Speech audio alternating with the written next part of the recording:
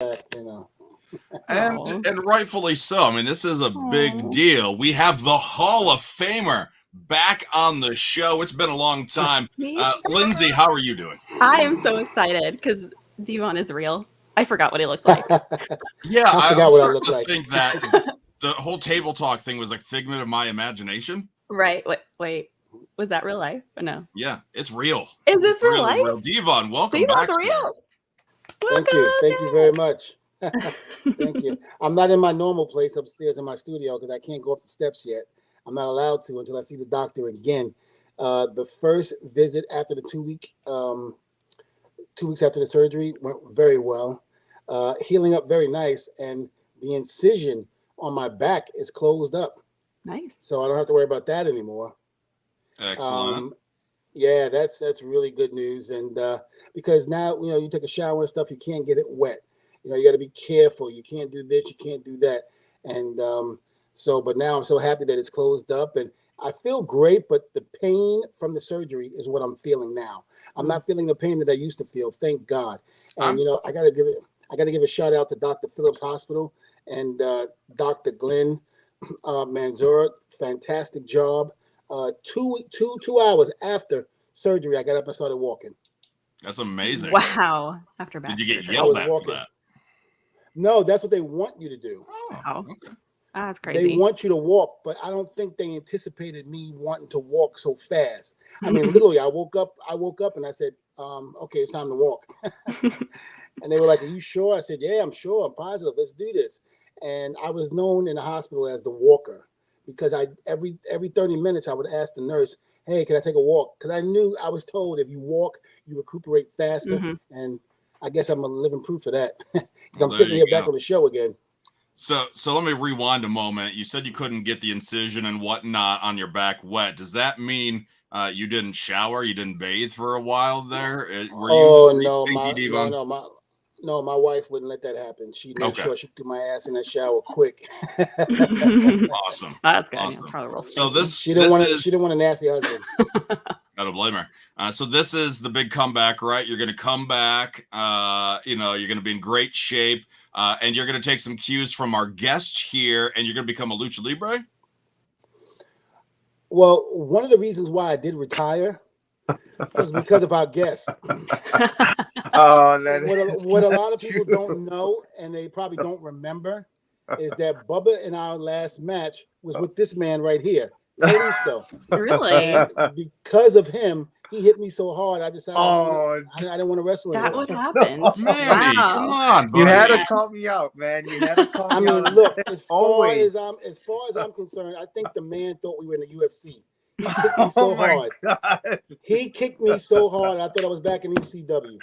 And still to this day, I'm like, Dvon, man, I didn't mean to kick you that hard that day. The hell he did. It was just in the moment.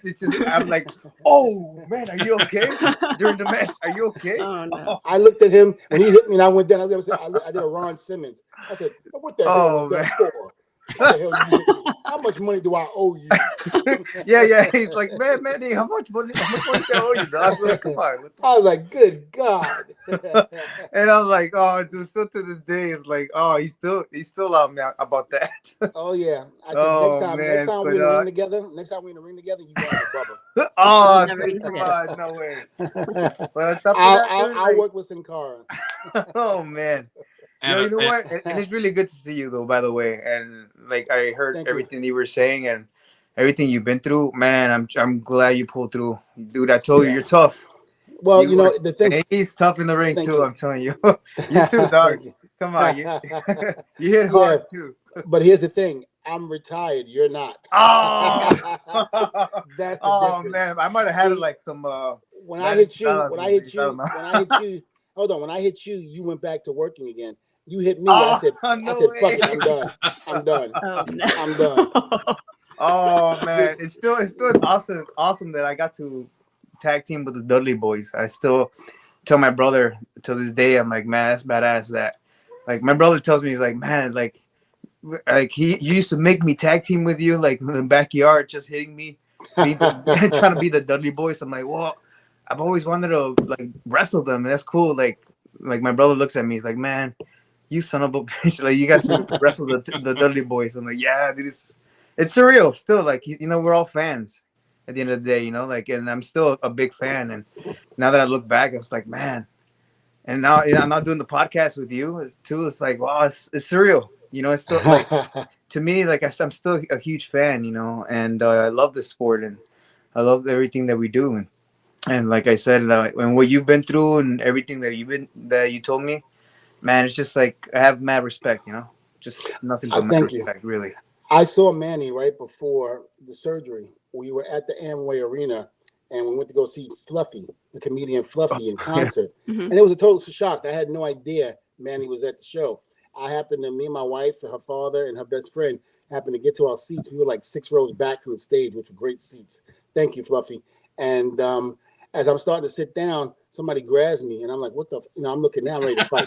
I'm like, all right, I'm trying to come out and have a good time. And people already messing with me. So I looked over, and it's Manny. I was like, God, Manny, what the hell? Wait, I put my mask down. I'm like, hey, what's up? Yeah, I was like, damn it, Manny. That's awesome. Of course, you guys watching right now, streaming live. If you have questions for the former Kalisto, Samurai Del Sol, or Manny, as we're calling him, feel free to give your reactions in the comment section. We're going to try to get to as many as we can.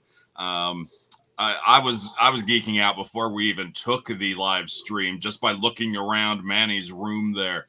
Always appreciate another collector being on the show. Oh man, I mean, I got a lot. You see, I even got my assistant right here. Oh man. Oh, he's always watching my back. Now I'm gonna be honest with you. You know, he's watching something. Believe me when I say this, I'm not scared of everything. I mean, only certain things I'm scared of. But that Freddy Krueger, if I fell asleep and woke up with that Freddy Krueger, there would be problems. I'll be swinging every time. Don't get any ideas, Mo. Yeah.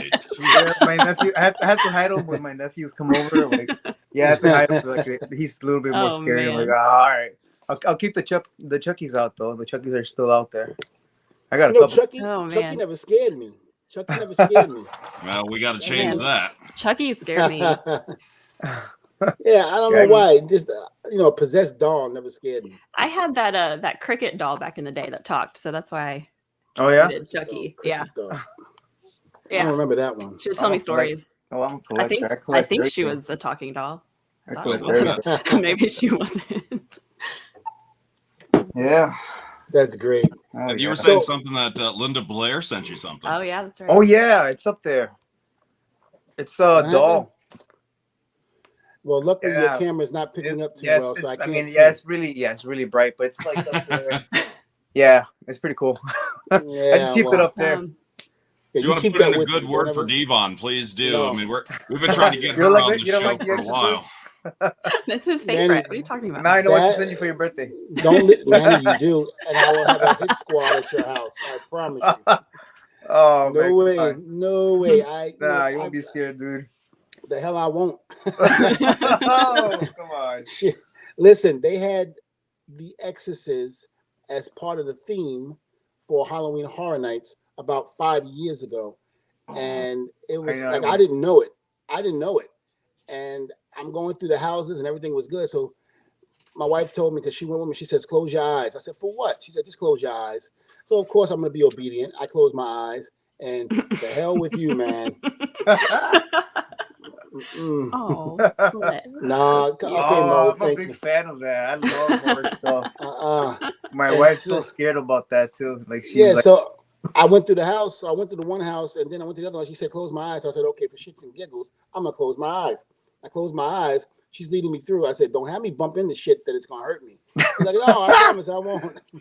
I can't imagine you. Oh god. So we walked in, and she goes, all right, open your eyes. Because she had her hand over my eyes like this. She said, okay, open your eyes. I opened it, and she walked. I turned around, and Linda Blair's right there. Oh, right there. No way. I screamed like a little girl. I ain't gonna lie, I screamed like a bitch. Oh man. Want to call it what you call it? I screamed like a bitch. I thought you were gonna go boom, punch it. Oh, I almost did, but then I've seen what happens when you hit possessed things. They come after you. So I don't want to hit them. I just You run. were careful. I just That's run. good.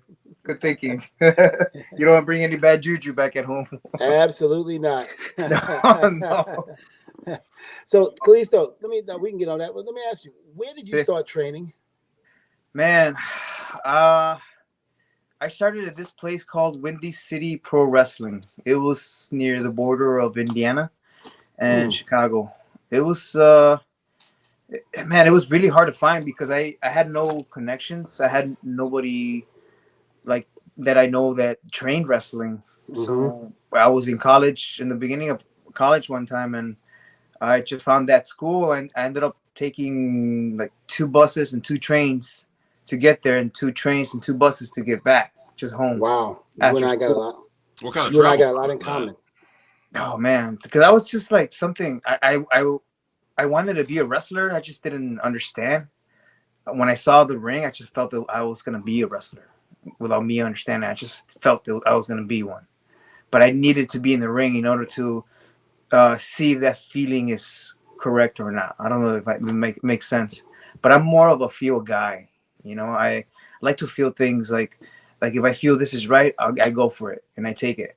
So I know it was really hard because I had 2 jobs. Man, I was going to school, I was working in my library, working at a video store with my grandfather. I was working security, and I did side gigs for construction. I was always working, and I had no time at all for nothing. So I took a chance. I'm like, you know what? If I go to this wrestling, I'm literally gonna have no life. So I'm like, all right, well, all my friends are busy. I got nothing to do, so I want to be as busy as possible. And I took a chance, and I ended up doing that for like a year.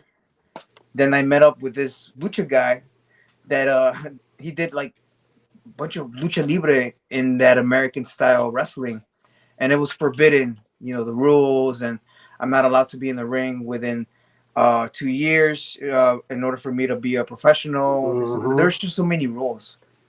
But I started there, and when I met the lucha libre guy, I was training American style and lucha libre style at the same time, which is like completely 2 different worlds, confusing. 2 different languages, 2 different sides of movements and rules. So many rules, and they're all completely different. So to me, it was just like, oh man, I don't get it. But I was actually containing so much information, as much as I can. And after practice, my Mexican friend, he's like, all right, everybody left. So you wanna I could show you a few lucha libre moves. So I was picking it up after that. Then the other coach, the Mexican guy, saw me. He's like, hey, we train on Tuesdays. I saw you guys train Mondays and Wednesdays. So I was training Monday through Fridays, American style, Mondays and Wednesdays and Fridays, and Tuesdays and Thursdays, lucha libre.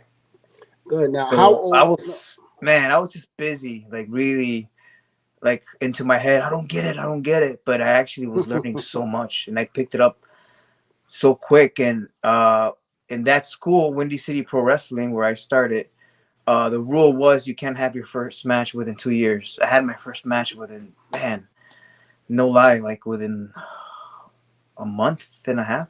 Now, you see, that's one of the things that a lot of wrestling schools don't do anymore. But I know we do it at DDA, at Dvon WWE Academy, is that we don't allow you in the ring at least for a year or a little less than that, maybe 6 months, because you have to learn. Number one, you have to have an appreciation of the business, respect the business, and don't come in as a mark.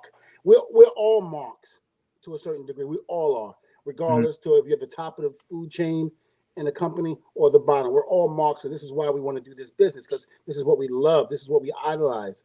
And it was one of those things where I found out, coming from Johnny Rods' school in Brooklyn, is that he, the minute you didn't do what he said, he'd kill you. He'd beat you up. This is when Johnny was still in the ring. He would stretch the hell out of you and things like that. So I definitely get what you're saying. And, if more wrestling schools would do things like that, wouldn't allow these kids into the ring 6 months to a year in, let them learn on the floor. That's how I learned. You learned on the floor. There was mats on the floor. You learned on the floor. You had to learn chain wrestling. You had to learn the basics before you could flip and fly and do all the other stuff that you so used to seeing. on TV.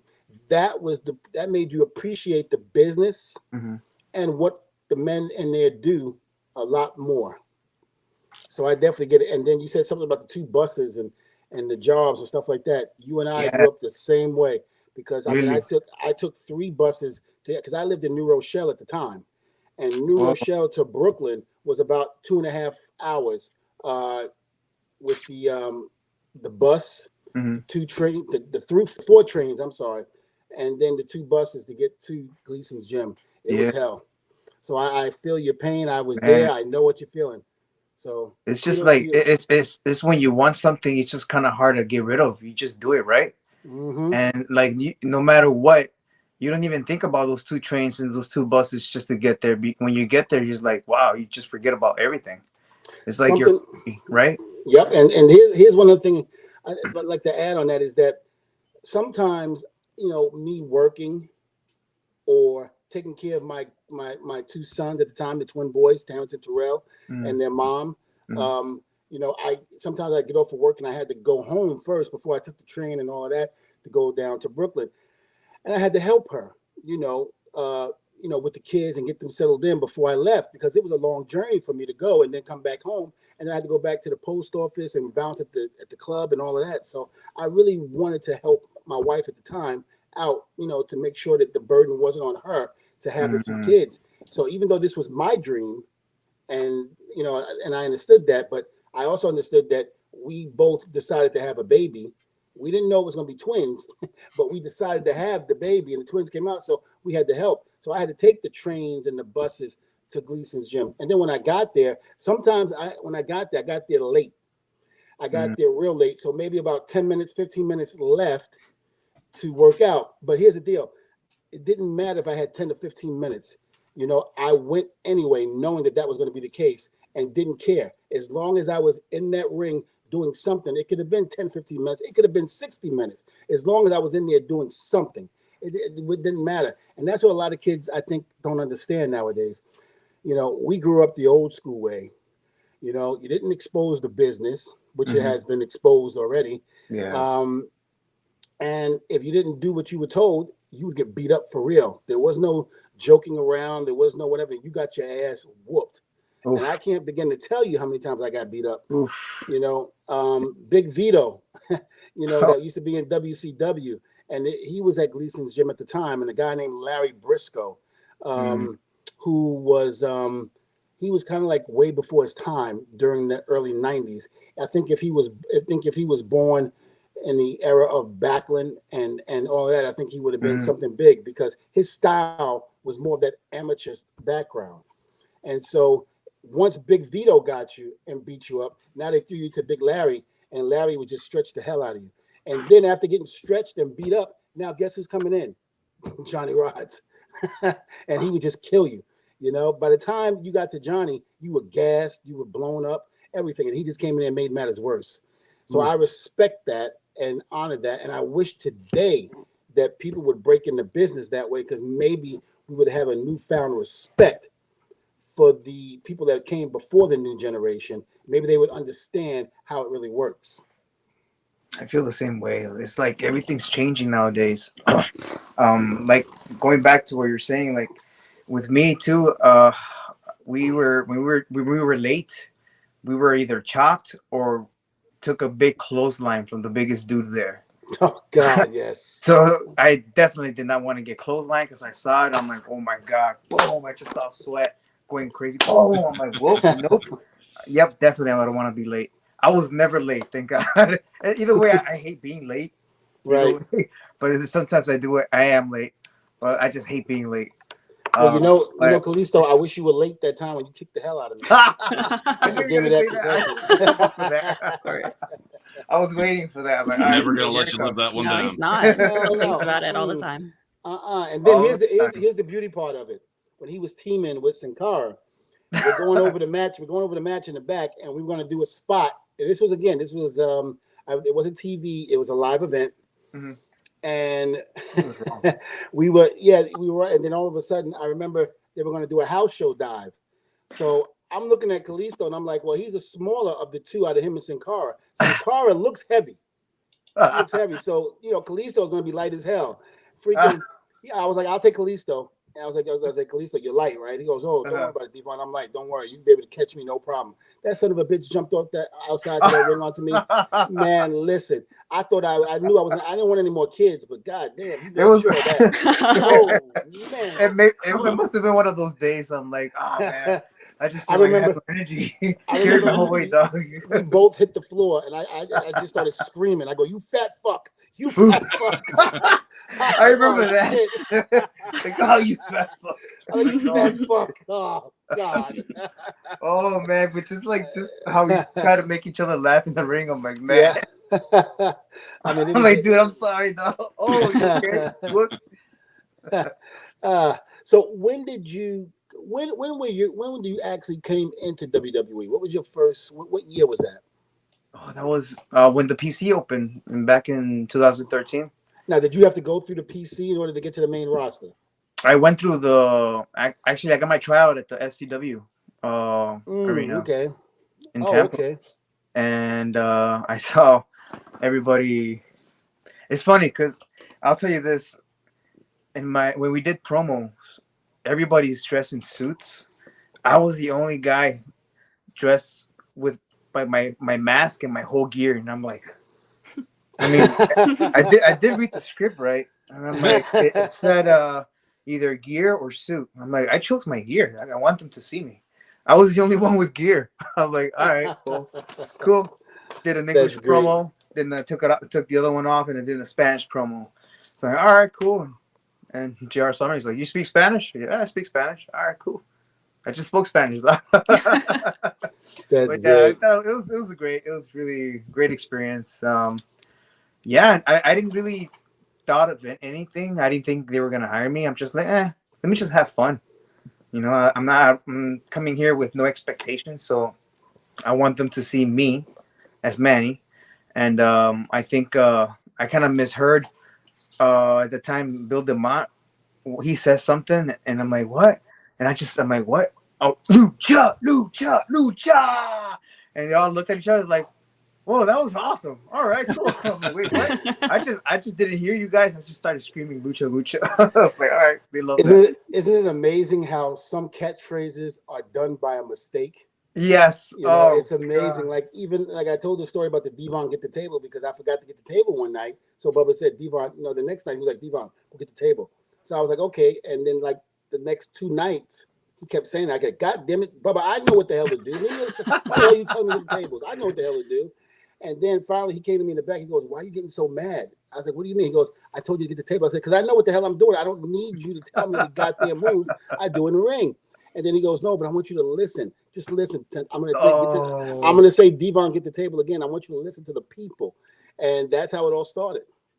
Wow. That's how cool. It all started. Yeah, that's how it all started. Never knew that. That's cool. Dvon, that's epic, man. Get the tables. I remember Ron. Like, I know.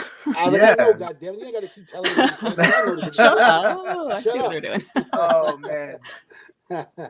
We got a question here from Adam. Wants to know what your favorite match in your career has been so far. Ooh, to who? To me or Dvon? To you, my friend. No, to you. Oh man, my favorite match in my career so far. I mean, besides wrestling with the awesome tag team of the Dudley Boys, there's always been a dream of mine. Don't worry. I'm not going to sue you for what you did. Don't worry. No, for real. It's always been a dream of mine. I told you, like, even my brother the next day told me, like, man, that's so awesome that you got the tag team with the Dudley Boys. I'm like, yeah. I just, like, inside I was like, yeah, that's so cool. So, match-wise, singles, man, I would have to say Del Rio. Like, he took me to a level that's like, man, I didn't think I was ready, but out there is the title match, not having anything called, just to finish. My comeback, I know it, but we didn't know where. He just really guided me well, and he was telling me, he's like, man, like Rey Mysterio taught me how to work this way, and I want to teach you. I'm like, man, that's cool. So I thought it was really kind of like career changing for me because I felt like I was wrestling at another level that I never thought I could wrestle.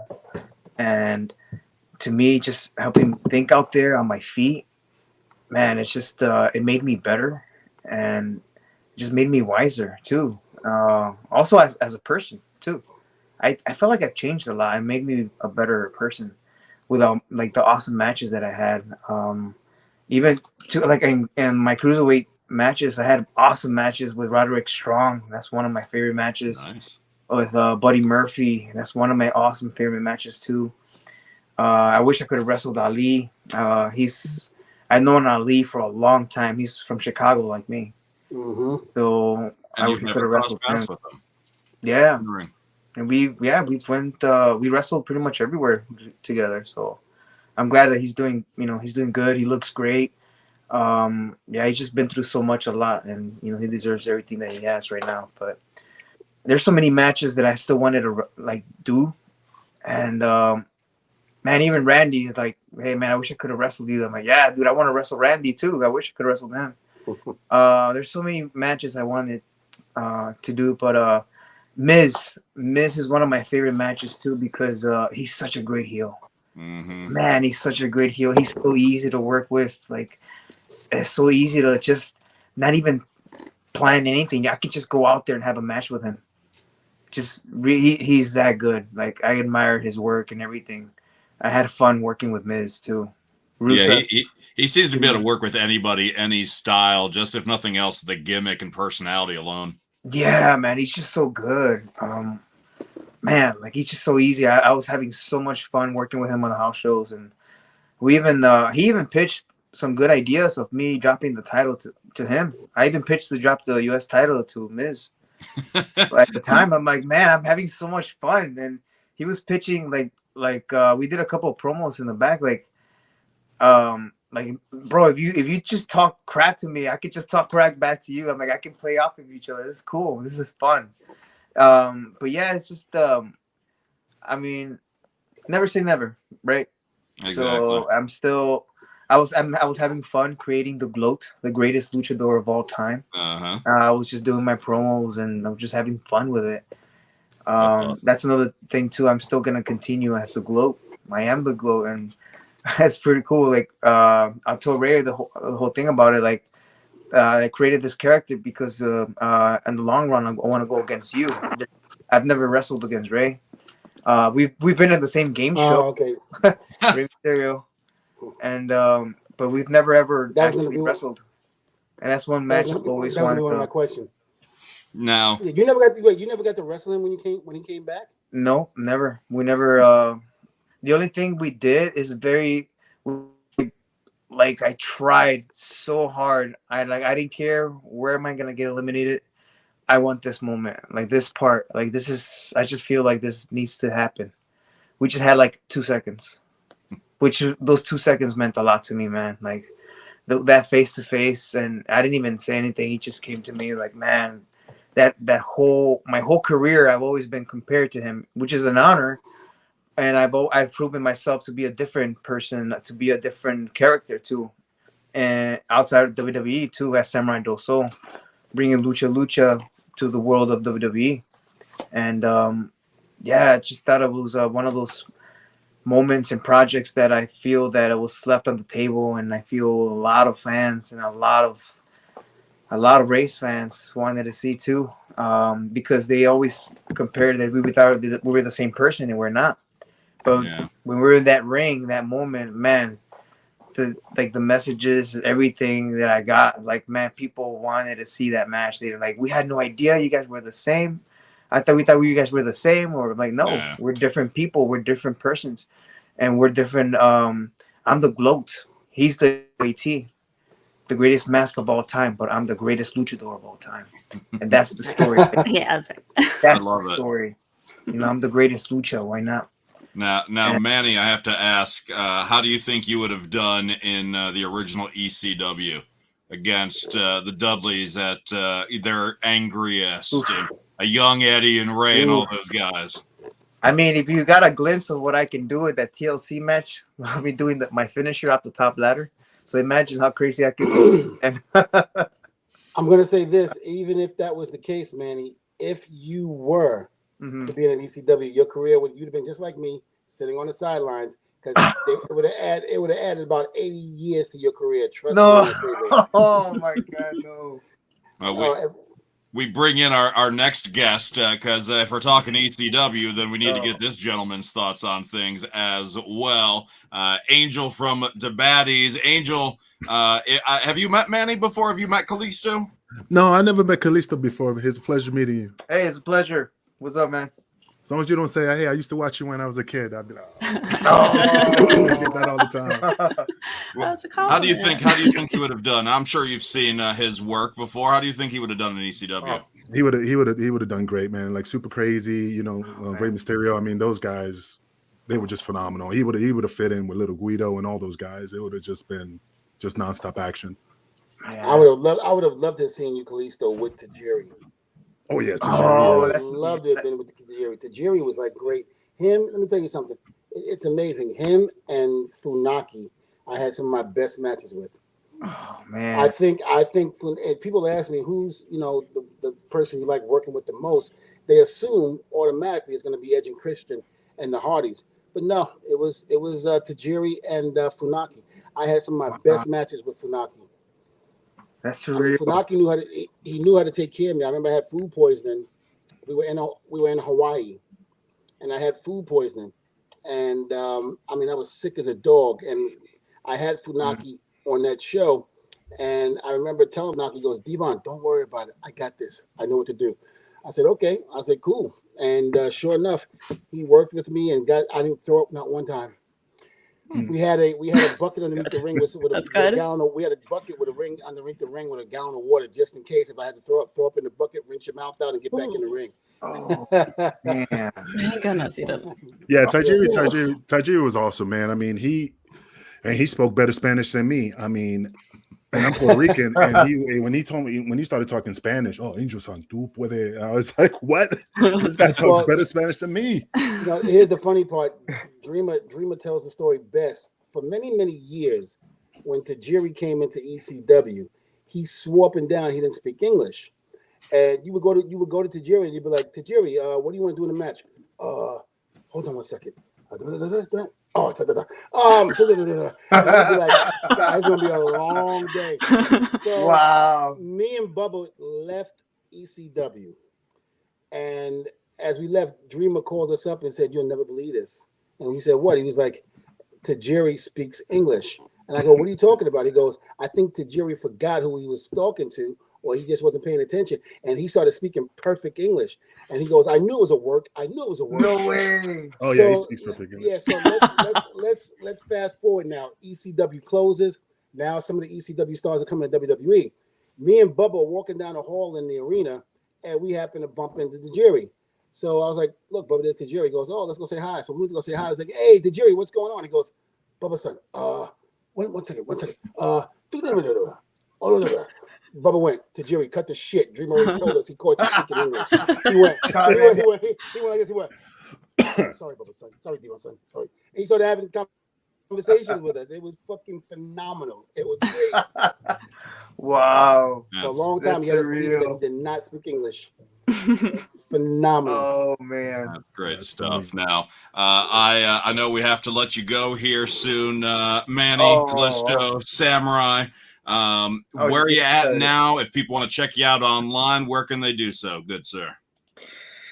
Well, right now, you can still check me out on my social media at Gloat on Twitter and at Samurai Del Sol on Instagram. And pretty much I have a couple projects coming soon, which I like keeping people by surprise, which is very exciting because a couple of days ago, I was in LA at the Oscar de la Hoya boxing promotion, and I walked out my friend Blair the Flair Cobbs, and he did such an amazing job, which is really awesome. And that was my very, very first time being at such a huge televised event, which is awesome. And I was there front row, and it was such an amazing experience. And right now, like, those projects are popping up, so just keep an eye keep an eye on what I'm doing, and yeah, lucha.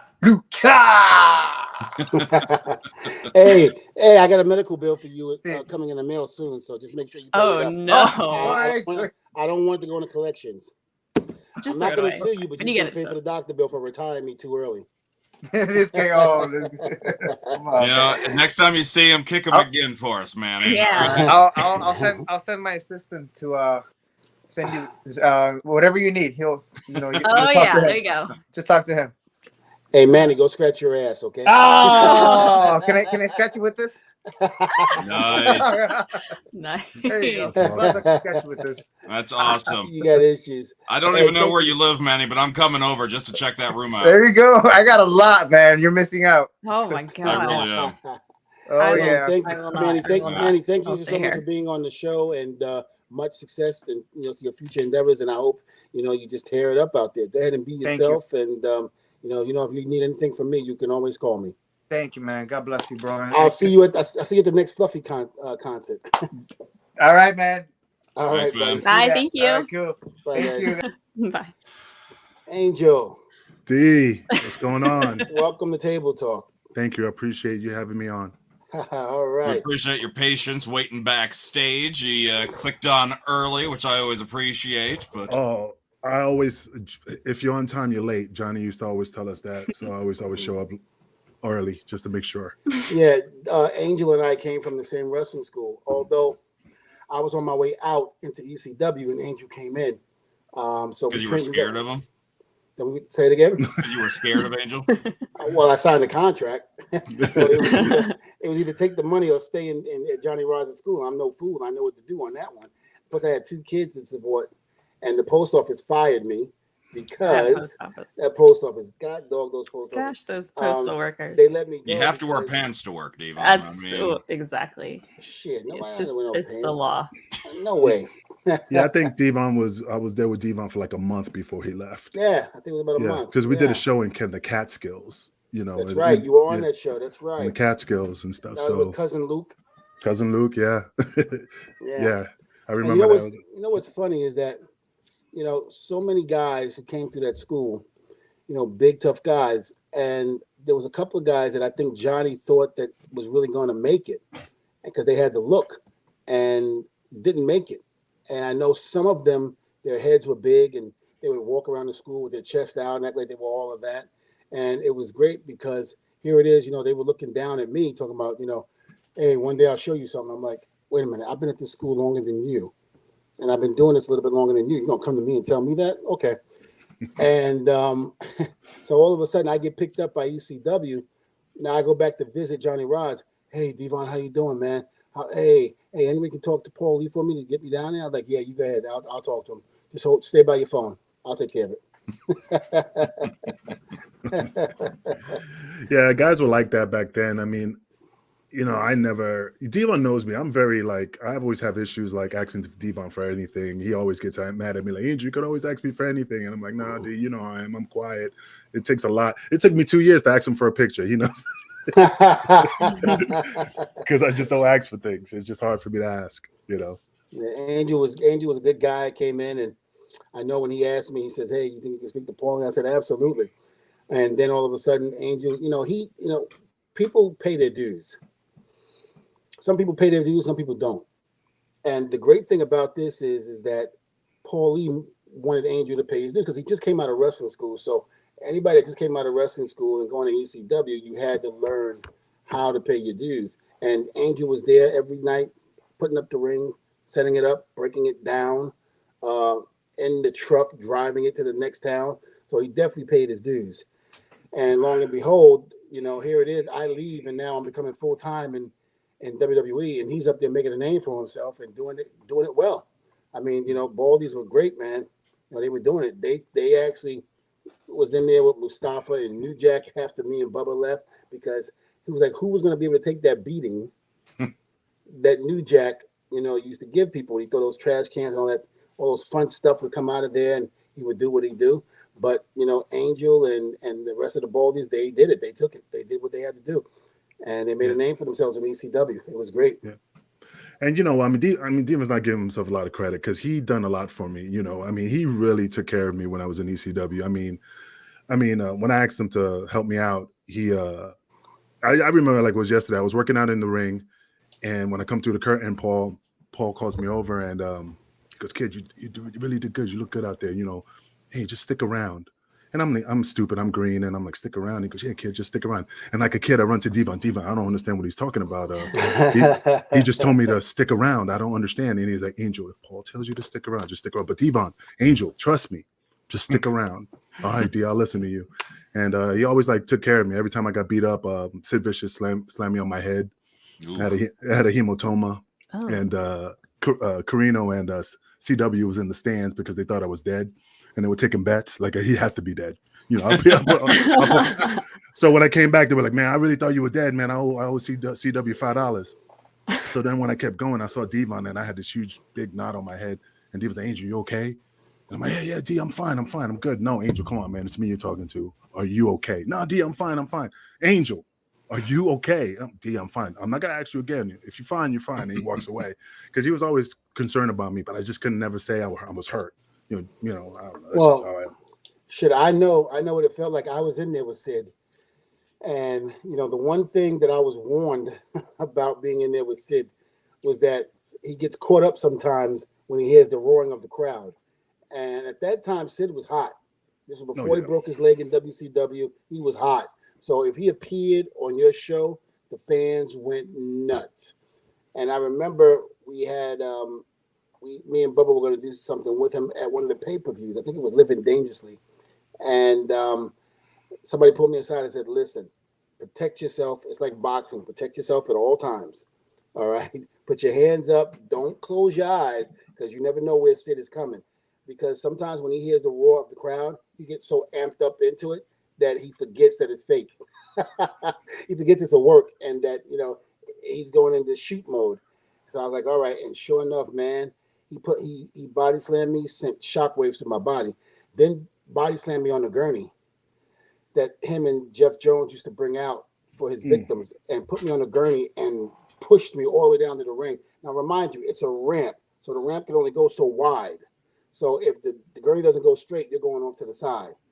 And I just remember him pushing it as hard as he could. And I hit that freaking the post from the ring. And I thought I was out of it.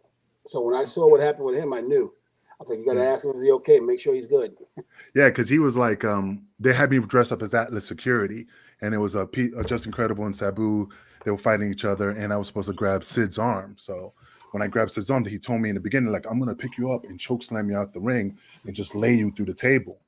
So I'm like, all right. So I asked D, and he goes, like a long time ago, he said, "Hey, if you ever get hurt, just shake your legs. If you could move your legs, you're fine." So he grabs me and he literally pushes me backwards over the ropes, and I just went head first through the table. And I listened to D. I was shaking my legs like, okay, I could walk. so I was so mad. I was so upset. I was like, I wanted to, I was humble, but in my mind, I'm like, I just wanted to just knock him out because he didn't take care of me. But I just sucked it up and just kept pushing forward, But yeah, I was hot. Well, I mean, like Sid was always a pleasure to work with because, again, when he walked out into the arena, the crowd went crazy. He had that intensity that a lot of people didn't have. And that was the one thing about Sid you could always count on. So, but again, he got caught up a lot. And, when he did, sometimes you'd have to protect yourself, like I said, at all times, from head to your toes. You had to protect yourself, man. He was rough. But, hey, congratulations. Shout out to Sid. Congratulations on being inducted into the WWE Hall of Fame. Welcome, my brother. And also Charmel, Booker T's wife. Congratulations on that awesome. As well. Could happen to a better person. And everybody else who's going to be inducted into the Hall of Fame this year. Congratulations. Absolutely. Now, that's awesome. I want to go back and ask about a catchphrase that both of your groups used: "Thou shalt not mess with, thou shalt not fuck with the Dudleys or the Baldies." Who was first and who was better at it? Dvon. Well, I think we did it first because in '96, I remember being scared to death of letting my mother watch the TV, and hearing me do the commandments. Because remember, my mother's a reverend. So, you know, thou shalt not steal, thou shalt not kill, and then thou shalt not fuck with the deadlies. I remember I had my hand, I took the remote. I said, Mom, he goes, let me see it. Let me see you. Let me see. I said, okay. So when it got to the part, the second commandment, I had my hand on the power button to cut it off. So thou shalt not, and I said, click. I was like, oh, I'm sorry. Turned it back on, and we already went past that part again. So. Needless to say, I didn't know people from the church were watching because my mother told them. So she gets phone calls talking about, why'd you turn that TV off? She's like, you sure you turned it off because it was by mistake, or did you mean to turn it off? Because I got such and such on the line that said she heard you using profanity. I said, well, she's a liar. She's a liar. You tell her she's a damn liar. I ain't using no profanity.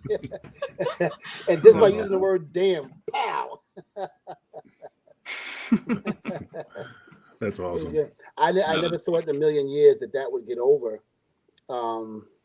You know, it was one of those Paulie things where Paulie saw a vision in something, and you know, Paulie made you believe it. And if he believed it, he made you believe it. And if you believed it, then you went out there and did it. And to me, I thought the whole, you know, Jules from Pulp Fiction, I remember basically saying, how am I going to get this over? Because I'm preaching, you know, from the Bible. Nobody wants to hear that. Nobody wants to do that. And I remember Paulie saying, Dvon, if you say the right things, especially with the Bible verses that you know, mix it in with pro wrestling, it'll work. Trust me. Because I was told the one thing wrestling fans hate is when you tell the truth. And what I mean by that is, you know, like Bret Hart went out there and said, you know, Canada is very different than the U.S. This is when Bret turned bad. He was like, we don't have racism. We don't have people, you know, looking at other people because of the color of their skin and blah, blah, blah. And of course, he got booed out of the building, but he was telling the truth. You know, America is like that to a certain degree in terms of racial tension and all of that. So the worst thing that can possibly tell a fan is the truth when it's something bad about themselves.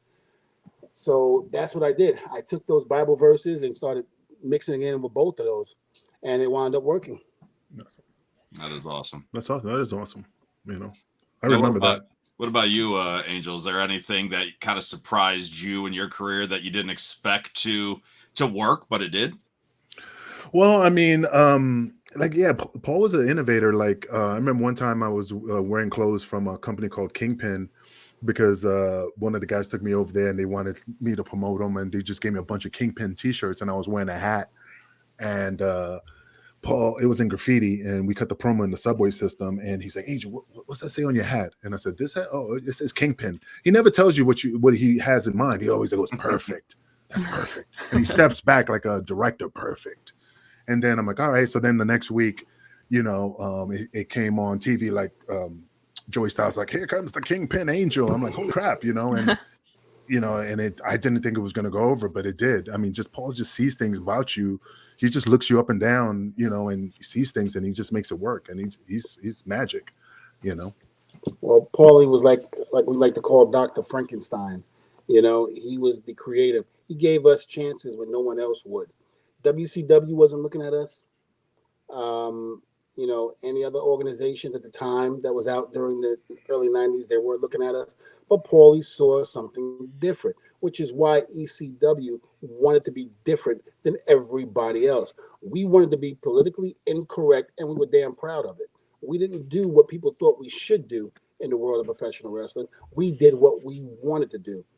And we helped revolutionize and change the face of the business, which is what ECW did. So for those of you that don't think that, then you're fooling yourself. Because without ECW, there would have been no Stone Cold Steve Austin with the bear. There would have been no hardcore matches. And there definitely wouldn't have been no hardcore matches fighting through the arenas, because we were the first ones to do that. And anybody that came after that, well, you were Johnny come late. So that's the way I feel about that. And, you know, ECW gave guys like me and Angel a shot when nobody else would. And that's the thing. You know, sometimes the big organizations, they kind of turn their backs on guys like me and Angel because they don't think we have the look or what have you. But if you don't give us a chance, then how can you? Yeah. Paulie gave us the chance. and made Angel a star, made me a star way before I got to WWE. So there you have it. I give all my thanks and gratitude to Paul Heyman, for what he did. He made Dvon Dudley. Yeah. He made Angel. Yeah, and I agree with him. I remember during the massacre on 34th Street, when things were going sour, and everybody was lining up at the door to talk to Paul for whatever reason, money or just whatever was going on. So I went in there, and he thought I was going to like gripe, and I said, hey, Paul, look, I know things are tight. I know things are rough, but I just want to let you know I'm going to stick with you to the end. You gave me my opportunity when nobody else gave me an opportunity. So I'm going to ride or die with you, thinking it was going to get better because I wanted him at least see me as like, wow, this guy stuck with me. So I mean, I told him the truth. I said, you stuck with me, I'm going to stick with you, and I stuck with him to the end. That's good. Now, your buddies that you were in there with, what was it, Vic Grimes? Vic Grimes. Shit Grimes. Yeah. Wow. That's what DeVito called him. Shit Grimes. Get out of my way. Now, DeVito, how did the three of you guys get along? Were you guys good together? Did you guys? You know me. Together? I get along with everybody. I'm just an instigator. I like DeVito is a hot Italian, and like when Vito was there, they used to go at it, and Vito would be like, "Hey, brother, just stick with me, kid. I'll take you places." And DeVito would be like, "Hey, man, I've been in WWE. I was there too. And he's like, yo, just listen to me. I know what I'm doing." And they get into arguments. And then I'm like, I'm sitting there looking at him like a kid, and then I go, "Hey, DeVito, you gonna let him talk to you like that? I mean, you in WWE, man, with the big guys." And then, of course, he yells at Vito, and they're just getting at argument. Now, Vic Grimes, I love Vic, but he was. How can I explain him, man? I don't want to say he was stupid. He just didn't know. He didn't have any. He had innocence. Like he didn't know what he did wrong. He was naive to the business. Yeah, he was naive, and I used to always like, whatever, But DeVito used to always get hot with him, and he used to do stupid things, like the New Jack thing off the scaffold thing, and not doing what he was told.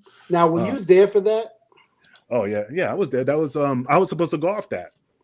I was the one that originally was to go off with New Jack, and when I looked at it, the opening, and I told the guys in the ring crew, I said, "Hey, if you could get a big piece of plywood and cover that," because Diva, I didn't know I was scared of heights until a couple shows before with Jack on the same type of scaffold. There was only 2 scaffolds, and Jack tried to. And when he hit me, my legs buckled, and I grabbed his legs, and he goes, "Angel, I'm gonna throw you off," and I'm like, I can't do it. I just froze, so I had to throw him off. And so when we did the pay-per-view, now the scaffold was like 4 of them. And I looked up and I said, "Hey, look, I think I could do it if you put a piece of plywood on there so I could get my footing and I could take the bump." So when they came back, they were like, "Hey, we didn't have time to go to Staples and get the wood, and all we was able to get is tables." So I'm like, I said, "I ain't doing it." And as soon as I said that, here comes Vic Grimes. "I'll do it." And I'm like, "Brother, it's all yours. You can have it." And that's what happened. But I was originally supposed to fall off that scaffold. Oh man. Jack used to tell me, Thanks, brother. Appreciate it. Look, I can't see out of my right eye." because Vic fell on him, right?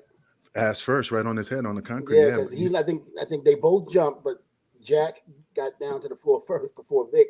But when Vic got to the floor, it's, right after Jack, he sat on his face, kind of.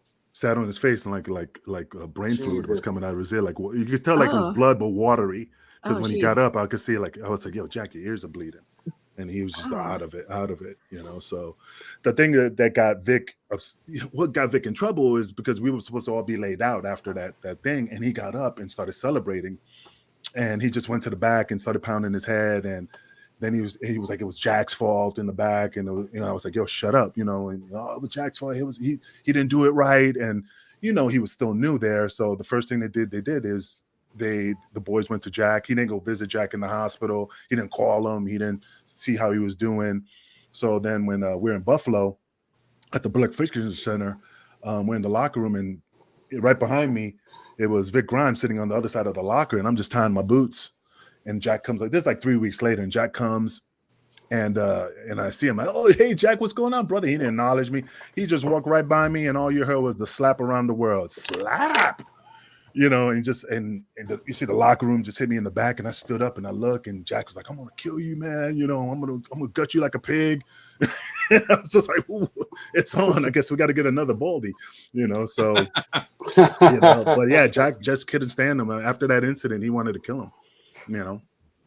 But yeah, I remember hearing stories about that, and because again, me and Bubba were gone at that time, and I remember watching you guys do your thing, and it was scary. That bump was very, very scary. I mean, those two probably somebody's life could have ended real quick after that fall.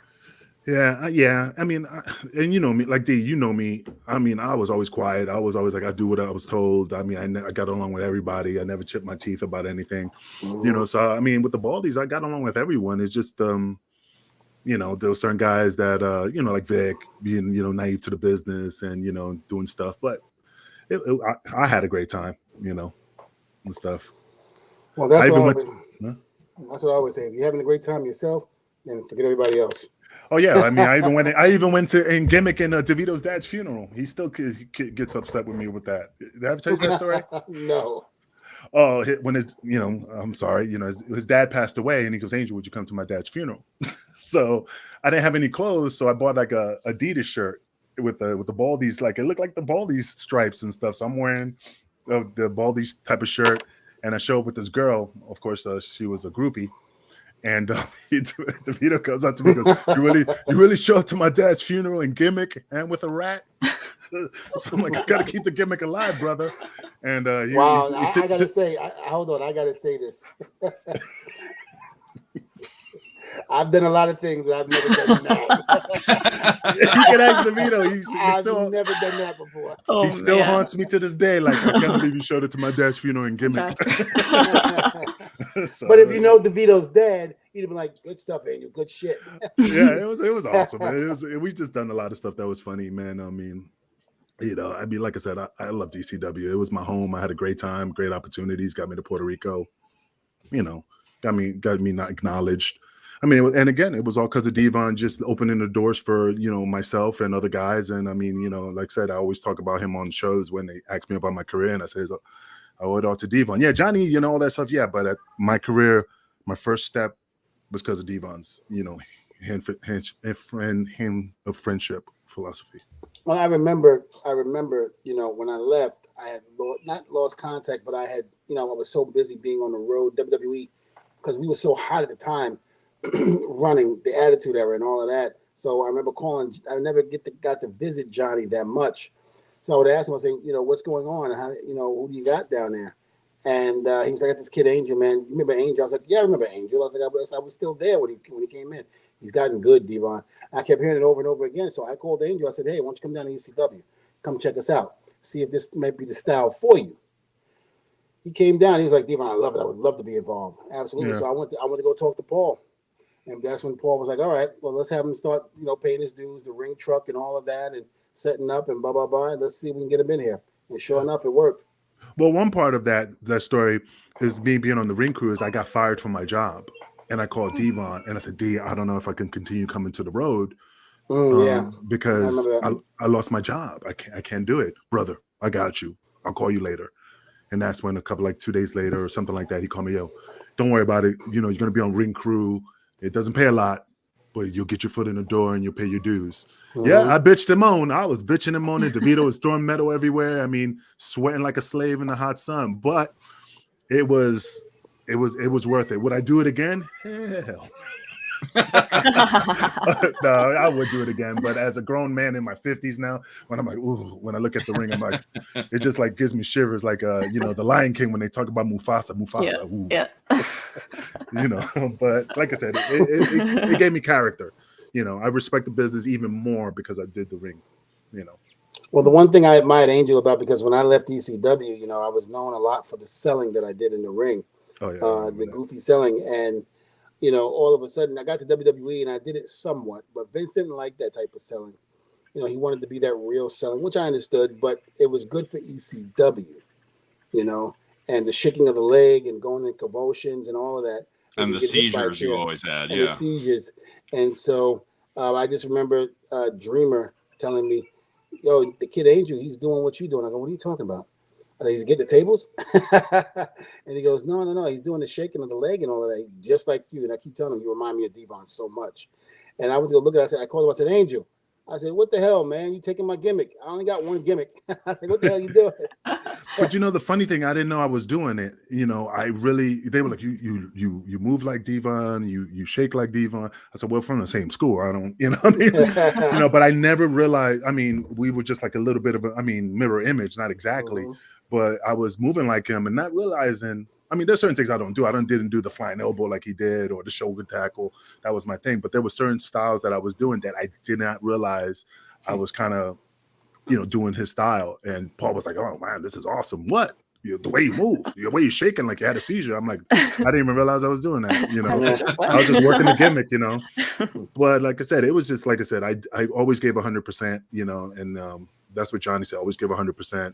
You know, and just work hard. And then, you know, again, that's what I did. I just focused and I just paid attention and I listened from Dvon to Taz to Dreamer. I just sat there and go, well, whatever you want, boss.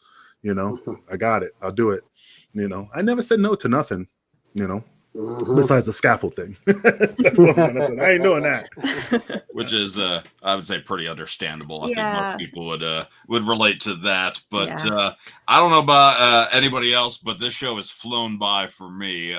We got to wrap things up here in a bit. We'll have to have you back on, Angel, so we can continue with all the stories here. But if people want to reach out in the meantime on social, where can they find you?